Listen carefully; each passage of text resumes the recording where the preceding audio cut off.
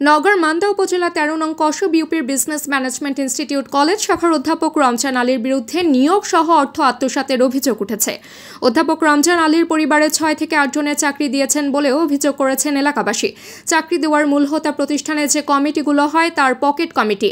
তার এই pocket committee পকেটে রেখে চাকরি দিয়ে লক্ষ লক্ষ টাকা হাতিয়েছেন, হয়েছেন অঢেল সম্পত্তির মালিক। চাকরি দেওয়ার সুবাদে অধ্যাপক রমজান আলী পেয়েছেন আলাদ্দিনের চেরাক। এরপরও প্রতিষ্ঠানে অনুপস্থিত থেকেও প্রতি মাসে নিয়মিত বেতনও তুলেন এই শিক্ষক। সূত্র বলছে, প্রতিষ্ঠানটির শিক্ষক কর্মচারীরাই নয়, শিক্ষক আবু হেনা মোস্তফা কামাল সহকারী কম্পিউটার ল্যাব অ্যাসিস্ট্যান্ট পদে যোগদান করেছিলেন। এই পদ থেকে তিনি রিজাইনও নেন, নিয়ে প্রভাষক হিসেবে যোগদান করার আগ মুহূর্ত পর্যন্ত সহকারী ল্যাব অ্যাসিস্ট্যান্টের বেতন অবৈধভাবে তুলে খেয়েছেন। অভিযোগে উল্লেখ করা হয়েছে, মানুষ গড়ার কারিগর এই শিক্ষকরা শিক্ষকতা করতে গিয়েও আওয়ামী সরকারের প্রভাব খাটিয়ে প্রতিষ্ঠানটির জমি সহ ভবনকে ইটের প্রাচীর দিয়ে দখলে নিয়েছেন। এদিকে শিক্ষক কর্মচারীদের বিভিন্ন দপ্তরে লিখিত অভিযোগে অধ্যাপক রমজান আলী নিয়োগ বৈধ নয় মর্মে তদন্ত রিপোর্ট আসে। এসব অপরাধের পরেও বহাল তবিয়তে শিক্ষক ক্ষমতার দাপটে টিকে আছে। কোনো শিক্ষক তারই ক্ষমতার দাপটে প্রতিবাদ করলে চাকরি হারাবার ভয় সহ প্রতিষ্ঠান ধ্বংস করে দেওয়ার হুমকি দিয়েছেন তিনি। অধ্যাপক রমজান আলীর শিক্ষক আবু হেনা মোস্তফা কামালের সঙ্গে যোগাযোগ করার চেষ্টা করলে এসব বিষয় এড়িয়ে যান। অধ্যাপক রমজান আলীর সাথে অভিযোগের বিষয়ে কথা বললে তিনি বলেন, আমার বিষয়ে যে সকল অভিযোগ হয়েছে সম্পূর্ণ মিথ্যা এবং ভিত্তিহীন। এ বিষয়ে মান্দা উপজেলা নির্বাহী অফিসার লাইলা আঞ্জুমান বানুর সাথে কথা বললে তিনি জানান, যে সকল শিক্ষক কর্মচারীরা অধ্যাপকের বিরুদ্ধে অভিযোগ এনেছে সব অভিযোগের তদন্ত হবে। 33 জন সম্ভবত লাগে। হ্যাঁ, 33 জন টোটাল আছে। আপনার 17 জন পরীক্ষা দিল। এই অবস্থায় কি টেট কি টিকে রাখা সম্ভব? সব টেট না, সব বাদ দিয়ে একটা রাখা প্রয়োজন। আপনি কি মনে করেন? আমি মনে করি আইনের ব্যাখ্যায় আমি দিতে চাই, এবং আমি একজন প্রিন্সিপাল হিসেবে আইনের ব্যাখ্যা দিব যে এছাড়াও পরিপন্থীমূলক কাজ আমরা করতেছি। 33 জন ছাত্র নাই, 17 জন 3 ট্রেডে 17 জন।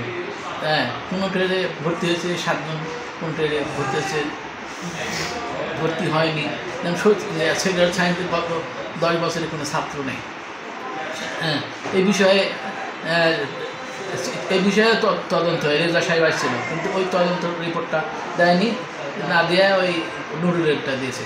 এই বিষয়ে আমার বক্তব্য হচ্ছে, ট্রেড থাকা উচিত না, বা সংশ্লিষ্ট মন্ত্রণালয় বা ডিজি যদি মনে করে তাহলে কলেজ বাতিল বলে গণ্য হবে। আমার বক্তব্য। ম্যানেজমেন্ট ইনস্টিটিউট কারিগরি কলেজ পাঁচভাঙ্গা, মান্দা, নওগাঁ। এখানকার প্রধানের নাম কি? জি, প্রধানের নাম কি আছে? মোহাম্মদ রমজান আলী শাকিদার। আচ্ছা, এখানে তো 4র্থ শ্রেণীর কর্মকর্তা ছিল, তাই না? একরামুল হক MLSS পদে নিয়োগ নিয়েছেন এবং ওই পদে উনি চাকরি আছেন এখন পর্যন্ত। কিন্তু ওনাকে অধ্যক্ষ রমজান আলী শাকিদার মন গড়াভাবে রিস্সামূলক তাকে সাময়িক বরখাস্ত করে রাখেন, এবং তাকে ম্যানেজিং কমিটির কোনো রেজুলেশন ছাড়াই উনি একলাই বন্ধ করে রাখেন, এবং এ ব্যাপারে তার বিল বেতন এখন পর্যন্ত করে দেওয়া হয়নি।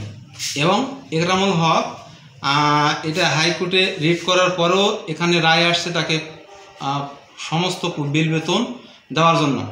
তারপরেও অধ্যক্ষ রমজান আলী শাকিদার এখন পর্যন্ত তাকে বিল বেতন করে দিচ্ছেন না। এমনই কিছু আর্থিক টাকাও তার কাছ থেকে নিয়েছেন, সে টাকাও তাকে ফেরত দিচ্ছেন না, এবং কোনো বেতনও করে দিচ্ছেন না। আসলে মতলব কি? আসলে এই প্রতিষ্ঠান কি ধ্বংস করা? এই প্রতিষ্ঠানে উনি একদিন বলেছেন যে এই প্রতিষ্ঠানে আমি যতদিন আছি এই প্রতিষ্ঠান ততদিন থাকবে, আমি যখন থেকে থাকবো না, আমার আর চাকরি শেষ, প্রতিষ্ঠানে আমি ধ্বংস করে থেকে যাব। কোনো বেটাকে আমি এখানে চাকরি করে বৌসাল বাঁচাবে এরকম কোনো সুযোগ রেখে আমি যাব না, এরকম কথা উনি বলেন। এর আগে কি আপনাদের প্রতিষ্ঠানে কোনো আন্দোলন সংগ্রাম কোনো কিছু হয়েছে? আন্দোলন সংগ্রাম এরকম কিছু হয়নি, কিন্তু প্রিন্সিপালের বিরুদ্ধে প্রিন্সিপাল বিভিন্ন জায়গায় তদন্তের জন্য আমাদের বিরুদ্ধে অভিযোগ দেন। সেই বিষয়গুলো তদন্তে আসার পরে দেখা যায় যে আমাদের সব ঠিক আছে, প্রিন্সিপালের অনিয়ম দুর্নীতি সব জায়গায় দেখা যায়। আচ্ছা, এই বিষয়ে আপনারা সংশ্লিষ্ট দপ্তরে কোনো অভিযোগ? আমরা দপ্তর বলতে যেহেতু আমাদের প্রতিষ্ঠানের ইউনো মহোদয় হচ্ছে সভাপতি, মর্মে ম্যানেজিং কমিটির সহ সভাপতির কাছে আমরা বারবার অনুরোধ করি যে আমাদের এই প্রধানের প্রয়োজনীয় ব্যবস্থা নিয়ে আমাদের প্রতিষ্ঠানটা সুন্দরভাবে যেন চলে, এই মর্মে আমরা তার কাছে বারবার আমরা শিক্ষক কর্মচারীরা ধর্ণা দিয়েছি, অনুরোধ করেছি, তারপরেও তিনি কোনো প্রয়োজনীয় ব্যবস্থা নেন না আমাদের প্রতিষ্ঠানে। ইকরামুল সাহেবের এখানে যে নিয়োগটা ওনাকে সঠিকতা ছিল? নিয়োগ সঠিকতা আছে, সবকিছু সঠিক আছে ইকরামুল হক। তারপরে ওনাকে মন করা ওনাকে এখন পর্যন্ত রাখতেছেন না। টাকাও নিয়েছেন, বেল বেতন কিছুই দেন না? জি না, বেল বেতন দেন না, ওই যে খোরাকি দিচ্ছেন, শুধু পূর্ণ বেতন দেন না। আপনার নাম কি বললেন? আমার নাম মোহাম্মদ ফরহাদ হোসেন। মোস্তফা কামাল প্রথমে এখানে প্রদর্শক পদে ছিলেন, কম্পিউটার প্রদর্শক পদে। তো এই পদে উনি